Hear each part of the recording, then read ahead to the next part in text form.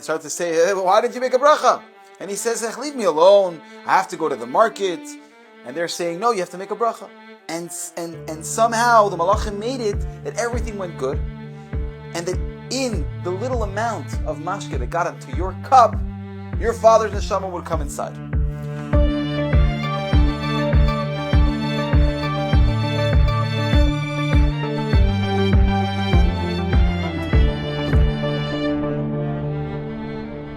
So, good luck everybody.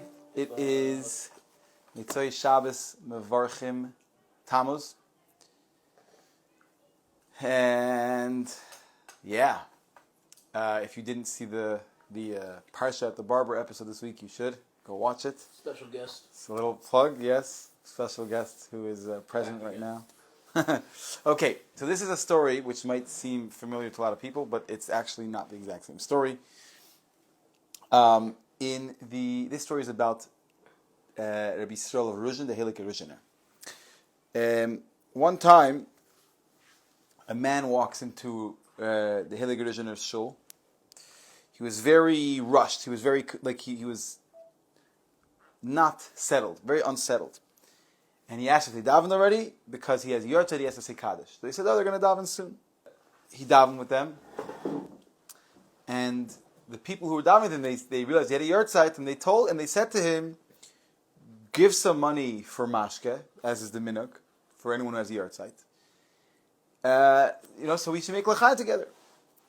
And so they gave him the money, and he started to run out. He was in a rush, right? He had to go to the market, he had to do business.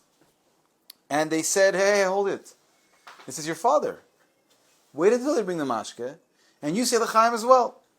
And so he listened and he waited.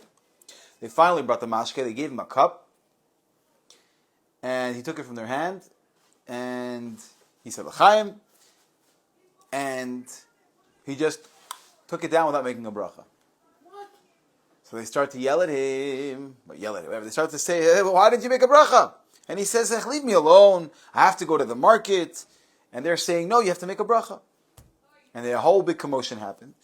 And the Heilige Ruzhiner comes out and asks, what is going on? And they told him what happened. So the Heilige Ruzhiner said, I need you to stay, wait, and I'm going to tell you something. And the man sat down, and the Heilige Ruzhiner started saying, when your father passed away, it didn't go so smoothly in the heavenly court. And the decision ended up being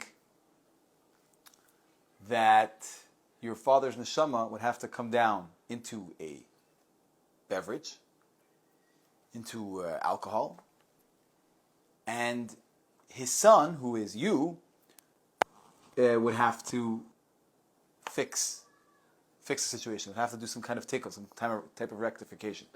The prosecuting angels weren't very happy with this verdict, but this is what the verdict was. So now, how is the mashke made? It's made from wheat, from grain. Now, from the process of getting the grain into a bottle of mashke, right, is like there's some wheat which never makes it because it gets trampled or it gets ruined, and even right, and so the prosecuting angels are trying to make sure that right from the start he would never even make it. And the angels that were trying to help him, right? The advocating angels these malachim wanted to make sure that it would get into the mashke. So imagine there's just like heavenly battle or this like spiritual battle happening to figure out where if the soul who's in the grain is going to make it into the mashke. And they were able to be poyel that on all the steps of the way, some seeds fall to the side and they don't even grow. And they get stepped on by people or animals, right? And then afterwards, when they cut it, some of the stalks get left on the side. And even when he takes out the seeds, some of them fall also, right? And so imagine, until it gets in the bottle, there's so many things that could go wrong. And somehow the malachim made it that everything went good, and that in the little amount of mashke that got into your cup, your father's neshama would come inside. And if you would have said the bracha shehakol neh b'dvara, you would have caused your father's neshama to have an aliyah. But now, imagine what you just did, because you drank the mashka without making a bracha. And the person listened, and he really listened with his whole heart, and he took it to heart. And when the Heilige Rishner said these last words, he fainted. And afterwards, he became closer and closer to the Heilige Rishner until he became one of the Heilige Rishner's Chasidim, and he figured out a way. The Heilige Rishner helped him to rectify what he had done. So it doesn't say at the end of the story what happened, but I imagine that the Heilige Rishner gave him a way to be able to actually help his father's neshama.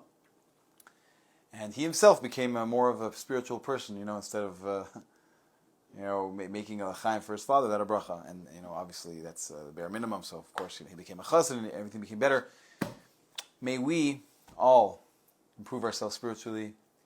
May we be able to be niskasher to our Rebbe and not need a knock over the head in order to improve ourselves. May we do it of our own volition. And now we can turn on the air conditioning. Good luck, everybody.